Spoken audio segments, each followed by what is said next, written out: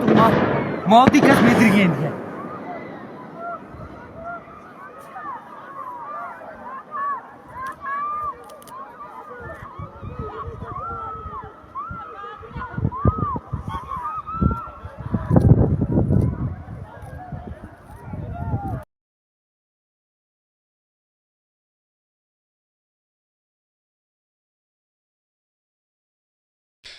Jai Guru and welcome to Heartland Ari. Dosto, it has been a few days since the Pahalgam terrorist incident, and generally I have maintained a silence except one or two cryptic tweets on Twitter, X. इसका main reason ये है कि there are already many people covering the incidents, its implication, its possible backgrounds, etc. etc. Lead up, सब कुछ कर रहे हैं YouTube में, and some of these channels are really doing a great job. तो मुझे ना अलग से वीडियो बनाने का I thought was not that important, not that ज़रूरी, लेकिन this is a request which has come from a very close friend of mine called Abhishek Banerjee. So Abhishek is of the opinion कि दादा आप एक video बनाओ जिसमें people who are not very much into the loop of whatever is happening or whatever could happen and पीछे क्या है could also understand. So this is a very basic video that I have prepared. I know कि आप लोग जो regular देखते हो सभी को बेसिक रीजंस पता है, बेसिक रीजंस का अंदाज़ा तो लग गया अभी तक about the possible angle, about who could be behind it. Let this video be for people who are not in the thick of things and for someone जिसको एक wholesome idea चाहिए कि क्या हुआ है, क्या हो रहा है, आगे क्या हो सकता है, इसको लेके जिसको एक वैसा idea चाहिए उसके लिए ये वीडियो बनाया है. उस पॉइंट को दिमाग में रखते हुए वीडियो को एंड तक देखिए and share amongst people who are looking for an overview of the regional geopolitics. As far as newcomers are concerned, जो लोग पहली बार देख रहे हो, please consider subscribing to Heartland Diary. आते हैं मुद्दे पे. The first point that comes to my mind is there is an old saying. Old saying ये है कि who benefits. मतलब कोई भी इंसिडेंट हो, कोई भी कुछ भी हो, खास करके ऐसा पॉलिटिकल इंसिडेंट जिसका जियोपॉलिटिकल इम्प्लीकेशन हो सकता है, सबसे पहला the first question that one needs to ask is who benefits. कुछ भी होता है, ये क्वेश्चन है जो आपको सही दिशा दिखाएगा. हु बेनिफिट्स में एक सिंपल सा सोल्यूशन है, फॉलो द मनी. किसको फायदा हो रहा है पैसे का, और ये पाकिस्तान वाला छोटा मोटा पैसे का फायदा नहीं, यू नो लॉन्ग टर्म किसको फायदा हो रहा है पैसे का. That is the actor behind any geopolitical incident that happens out of the blue most of the times. Okay, to follow the money.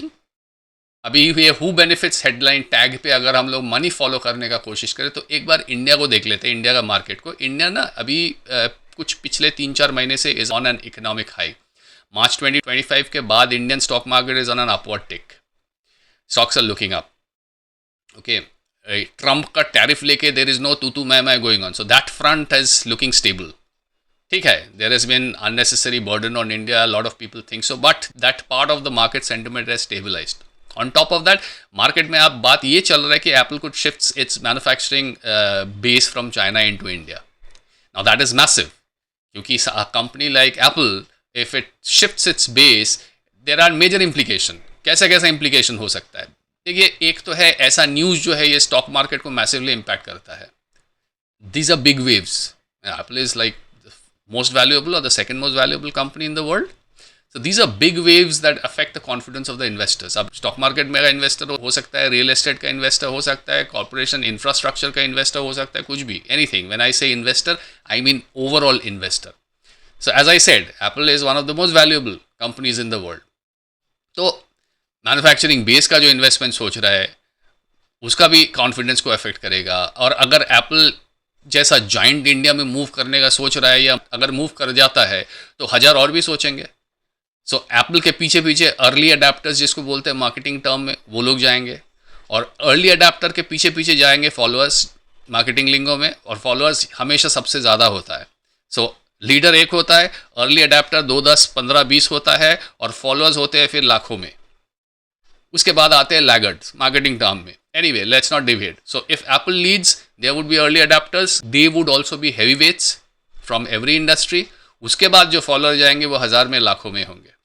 तो ये जो शिफ्ट है ये easily could snowball into a mega loss for someone. और someone का loss होगा ही, क्योंकि कहीं से तो शिफ्ट करना पड़ेगा ना. एप्पल तो आउटर स्पेस से नहीं आएंगे. एप्पल का मैन्युफैक्चरिंग बेस कहीं पे था, XYZ लोकेशन में, वहाँ से शिफ्ट होकर इंडिया आने का बात कर रहे हैं. तो वहाँ से शिफ्ट हो जाएंगे, तो एप्पल के साथ साथ और 2-5 हज़ार अगर शिफ्ट हो गया तो वो जहाँ से शिफ्ट हो रहा है वहाँ का तो लॉस होगा ना। तो ये बेनिफिट इंडिया को होगा किसके एक्सपेंस पे? This uptick in Indian market, this stabilised Donald Trump का तू मैं front, okay, whispers of manufacturing base shifting, these are all gains for India.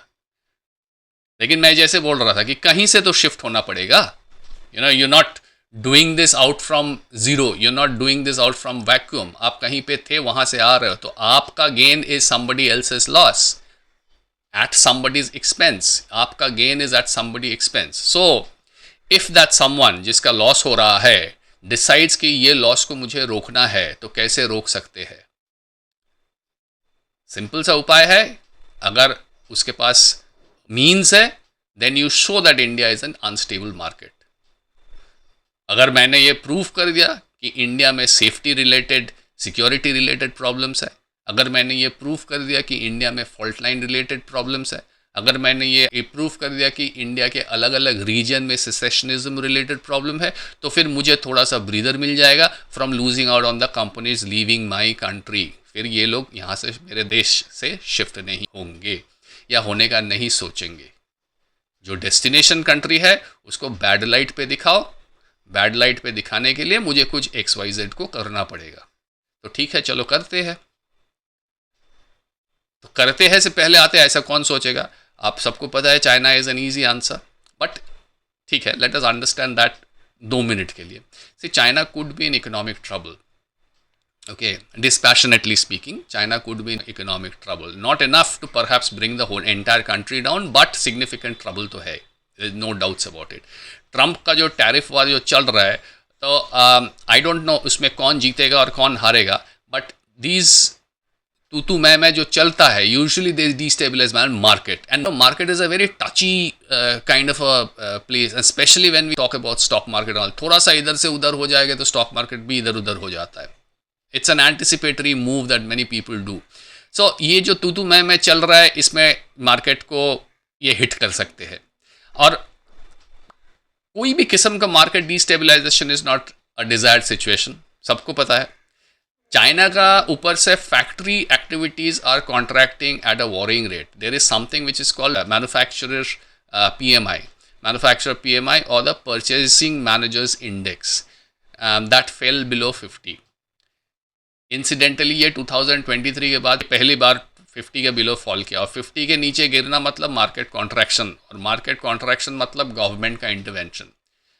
Normally free market में कोई नहीं चाहता है कि गवर्नमेंट इंटरवीन करे हर बात पे, या एक ऐसा सिचुएशन आ जाए जहाँ पे गवर्नमेंट को इंटरवीन करना पड़ता है बेल आउट के लिए. That shakes confidence of people. ऊपर से China has not manage to recover from that Evergrande collapse जो हुआ था 1-2 साल पहले. वो भी मैनेज नहीं कर पाए इतना आसानी से, बिकॉज प्रॉपर्टी मार्केट डैमेज हो गया तो छोड़ दो, रेपुटेशन डैमेज जो कि हुआ था एवरग्रांडे कोलैप्स से, it takes a very long time to address.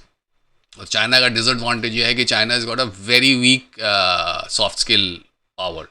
China को कोई पसंद नहीं करता है. चाइना एक वो नेसेसरी इविल जैसा है. There is nothing related to China culture which the outer world, larger world likes. हाँ, लेकिन ठीक है यार, मैन्युफैक्चरिंग यूनिट है गोटा दुनिया का, तो like it's something which we have to take along with us, ऐसा है. और चाइना का जो PR है वो वीक है, so soft power export China का वीक है, तो PR मशीनरी को थोड़ा ओवरड्राइव पे जाते हैं, कुछ एक खास चाइना का कल्चर रिलेटेड कुछ बनाते हैं जो कि बाहर वाला दुनिया को अपीलिंग लगे. No, they can not do that, they have not been able to do that. So market में जो रेपुटेशन है, वो रेपुटेशन जो एवरग्रांडे के लिए कोलैप्स किया, खराब हुआ है, वो अभी तक वहाँ से रिकवर नहीं कर पाए. सो ऐसा एग्जाम्पल्स बहुत सारे हैं, this could go on, but I guess viewers को थोड़ा सा भी अंदाजा लग गया, you get the point right, कि all is not good in China. There have been a series of collapses, or there have been a series of government intervention to address those collapses. And now that is not something which inspires confidence. And if moving to India becomes a practice, कि आज Apple गया, कल कुछ 10-15 company चला गया, उसके बाद 1000-2000 company चला गया, if this becomes a practice, तो फिर ये कितना भी आप गवर्नमेंट इंटरवेंशन कर लो, जो गिरेंगे मार्केट, चाइनीज गवर्नमेंट इंटरवेंशन भी इसको अरेस्ट नहीं कर पाएंगे. सो कुछ तो भी करना है, लेकिन कौन करेगा? Who does the dirty work? Question ये आता है कि कैसे इंडिया को डिस्टेबलाइज कंट्री के हिसाब से शोकेस करेंगे, बहुत इजी है, एक टेरर अटैक करा दो, हाथ में तो भिखारी पाकिस्तान है, लेट्स यूज देम, पैसा तो लेता है हर महीना, कुछ तो काम में आए।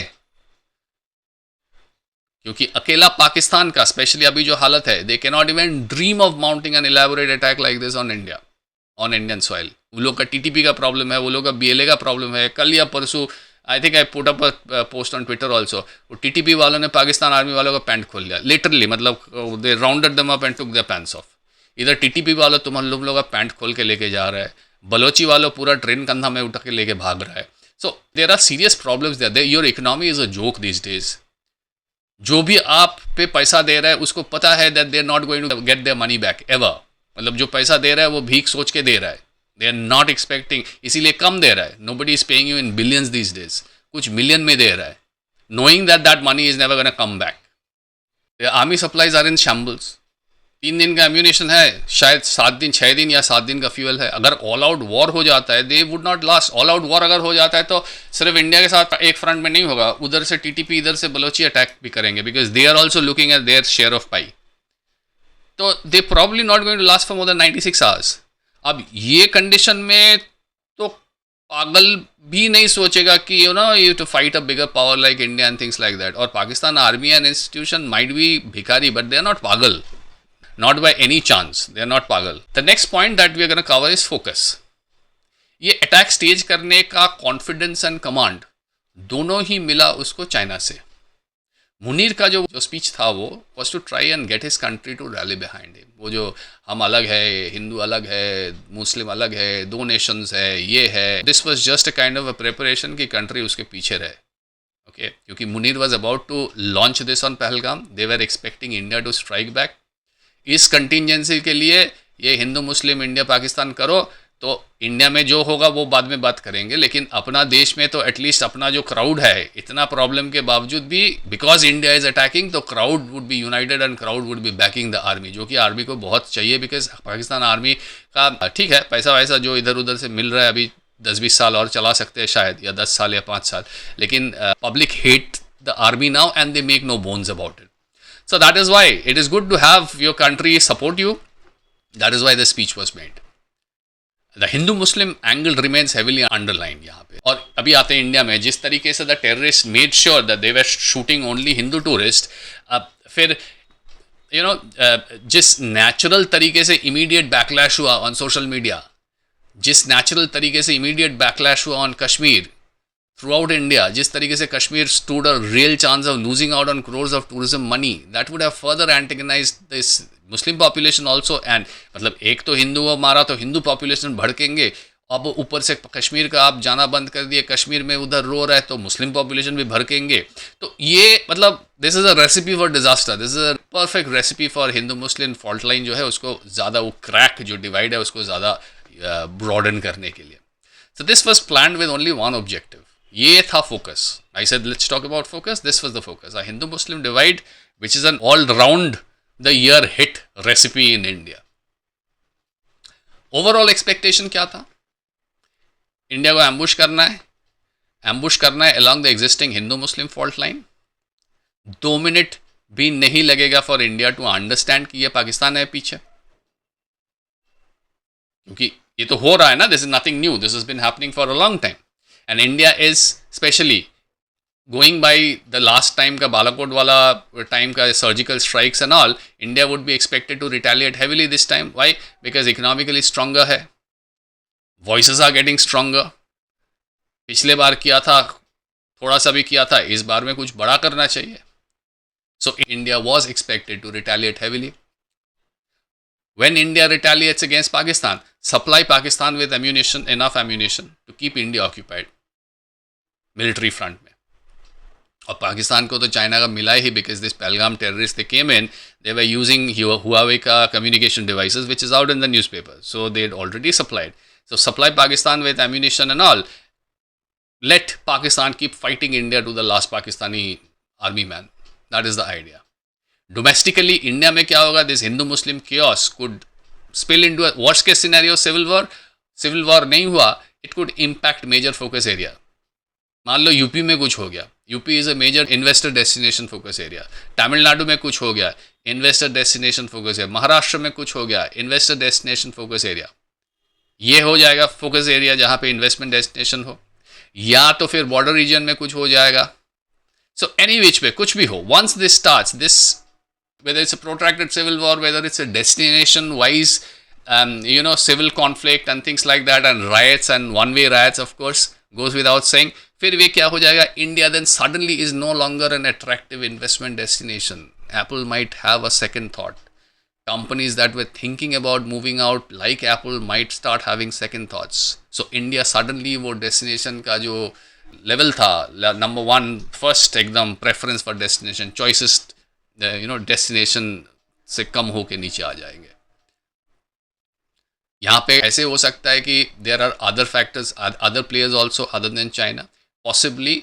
मुझे लगता है कि the democrat dominated ex bureaucracy and power centers and leadership are also there, because they too have high stakes riding on China, because इतना साल से वहाँ पे सब सारे मैन्युफैक्चरिंग बैठे हुए हैं।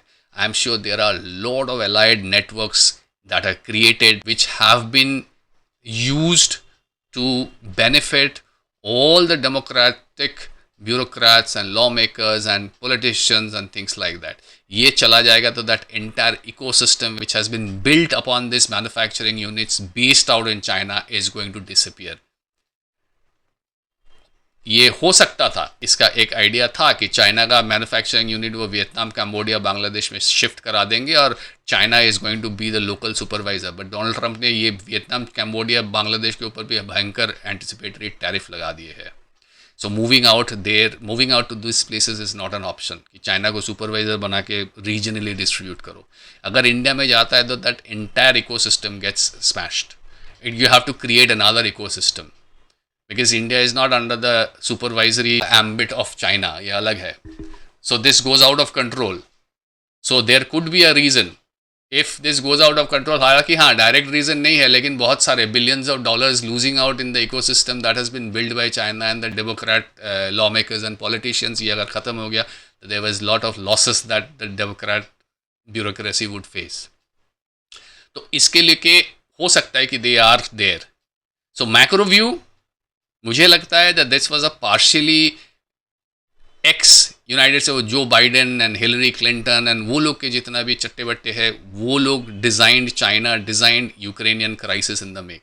मतलब पाकिस्तान को यूक्रेन बनाओ और इंडिया को बनाओ रशिया, और यूएस जैसे यूक्रेन को वेपन सप्लाई किया, वैसे यहाँ पे चाइना पाकिस्तान को सप्लाई करेंगे। Drag India into a protracted conflict and that is going to hurt India just like it has hurt Russia. As far as Pakistan is concerned, who cares about Pakistan? Who cares about what happens to them? Not even Pakistan army cares anymore. वो लोग को भी बहुत अच्छी तरह से पता है और वो समझते हैं कि no matter what they do, Pakistan is too far down the hole to recover economically. Right now, वो लोग सब Zelensky है.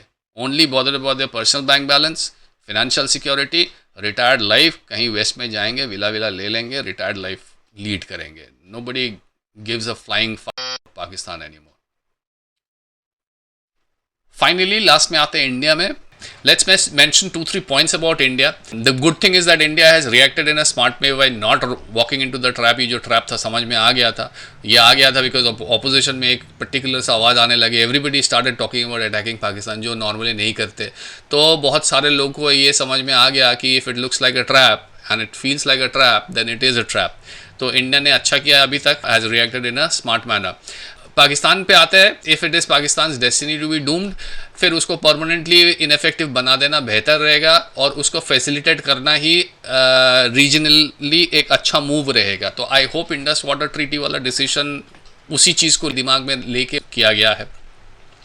साथ साथ में अगर तहरीक तालिबान पाकिस्तान और बीएलए को हेल्प करते हैं, इंडिया फैसिलिटेट कराते हैं किसी भी तरह से to carve out their own territory. TTP को पाश्तूनिस्तान चाहिए टू मर्ज विद अफगानिस्तान, बलोचिस को बलोचिस्तान चाहिए. इसमें आ जाते एक चीज़ कि बलोची कोस्ट लाइन जो होंगे that would be a contested region या बिग पावर्स के लिए, चाइना एंड अंकल प्रॉब्ली. तो यहाँ पे if in future there is a separate Balochistan, फिर it is going to be in India's advantage कि वहाँ का गवर्नमेंट इंडिया फ्रेंडली हो. So I am sure there would be people thinking along that lines and planning along that lines. एक और चीज़ है, अभी coverage नहीं हो रहा है because of this Pahalgam incident. Eastern side of India still remains a problem. Chattogram still remains a problem. Rangpur still remains a problem. वो Hillary Clinton वाला डेमोक्रेट वाला आइडिया वाला जो क्रिश्चियन स्टेट नॉर्थ ईस्ट में इंडिया का बनाना है, that still remains a problem. ये प्रॉब्लम्स है, ये प्रॉब्लम्स रहेंगे अभी. I don't know if there is a proper plan. हम लोगों को किसी को पता नहीं प्रॉपर प्लान है कि नहीं, but we can hope that there is a strategic plan in place. हालांकि उसको स्ट्रेटेजिक प्लान नहीं बोल सकते क्योंकि ये प्लान ऑलरेडी हो चुका है क्रिश्चियन स्टेट बनाने का. अब इंडिया जो कुछ भी करेंगे रिएक्टिव करेंगे. सो इसमें आ जाते हैं इंडिया का ड्रॉबैक्स में. इंडिया का ड्रॉबैक ये है कि इंडिया हमेशा रिएक्ट करता है, और रिएक्ट आप तभी करते हो जब आपका सीरियस रीजनल प्लान नहीं होता है. Regional plan which is based out of real politics basically. हाँ, तो नहीं अगर होता है तो आप रिएक्ट करते हो. हर दूसरा कोई ना कुछ करते हैं और आप उसके ऊपर अपना रिएक्टिव हिसाब से आप अपना स्टेप्स लेते हो. तो it's very taxing actually. You are always fire fighting, 24/7 fire fighting. Corporate में भी ऐसे होते हैं. अगर आप हर चीज़ पे रिएक्ट करते हो तो आप पागल हो जाओगे. They will be rapid burn out. इसीलिए कॉर्पोरेट में क्या करते हैं ना, क्वार्टरली मीटिंग कराते हैं, प्लानिंग कराते हैं, KRA फिक्स करते हैं, ये आपका ईयरली प्लान बनाते हैं, so that you know what is it that you have in mind and you can proceed accordingly. तो ये है अपना. और रिएक्शन में भी जहाँ तक इंडिया का सवाल है, वी आर वेरी सॉफ्ट. जैसे वो सुशांत सरीन ने 1-2 दिन पहले पॉइंट आउट किया कि India is not serious, India is not a serious state. Reaction में भी हम लोग बांग्लादेश के साथ बहुत सॉफ्ट बिहेव किया after Sheikh Hasina was kicked out of Bangladesh. अभी ये टर्की और इंडिगो एयरलाइंस का चक्कर चल रहा है. At the same time Turkey is sending weapons to Pakistan. कहने का मतलब यह है कि लॉन्ग टर्म स्ट्रेटेजी एटलीस्ट बाकी दुनिया को लेके छोड़ दो, एटलीस्ट रीजनल स्ट्रेटेजी आप लोगों का नहीं है. We are always caught unaware and we react. Sometimes those reactions are good, most of the times those reactions are not good. और साथ साथ में ये मेरा पर्सनल ओपिनियन है कि मुझे लगता है कि we are too bothered about our image. India is too bothered about its image in international community. तो international politics is not a popularity contest. I wish somebody realise that. Last point पे आते हैं, elephant in the room. ये attack possible हुआ था, internal help था. इसीलिए internal help अगर नहीं होता है तो इस तरह के अटैक्स कभी नहीं होते हैं. उसमें आ जाते एक पॉइंट पे कि India has been very casual about getting its house in order. Charity begins at home. अगर आप साफ रखना चाहते हो चारों ओर, पहले अपना घर से शुरू करो. You first clean your house, you first start with your own house. If we were serious about domestic security, फिर अपना बॉर्डर्स लीक प्रूफ होते, वो नहीं है. If we are serious about domestic security and prosperity, अपना industrialisation, urbanisation, modernisation, end to end process thorough होते, वो नहीं है. और national identity is not fixed. Even 80 years, आप लोग 2000 साल के बात करोगे, 5000 साल के सिविलाइजेशन की बात करो, हम तो वो भी नहीं कर रहे. हम बोल रहे हैं 80 ईयर्स, 80 साल से you are free on your own, you are independent, you are your own ruler, you are your own government. लेकिन आप फिर भी अभी तक अपना आइडेंटिटी पे एक फिक्स नहीं कर पाए हो. There are cockroaches, millions of cockroaches living amongst us. That needs to be exterminated, that needs to be kicked out, dealt with. कैसे करो पता नहीं, लेकिन डील करना है. हम लोग नहीं करते, नहीं कर चुके, करे हैं अभी तक, and they have multiplied many folds. So India not walking into a trap, it is a good thing. It is a very smart move by its nature, but by its nature it is also reactive. ये situation पैदा ही नहीं होता if we had our house in order. That's all for now, folks. I hope this video makes sense. अगर आपको लगा कि this summarizes क्या हुआ, क्या नहीं हुआ, क्या हो सकता है, share it amongst your friends, especially people who are not very aware of regional politics, and I'll see you real soon. Jai Guru.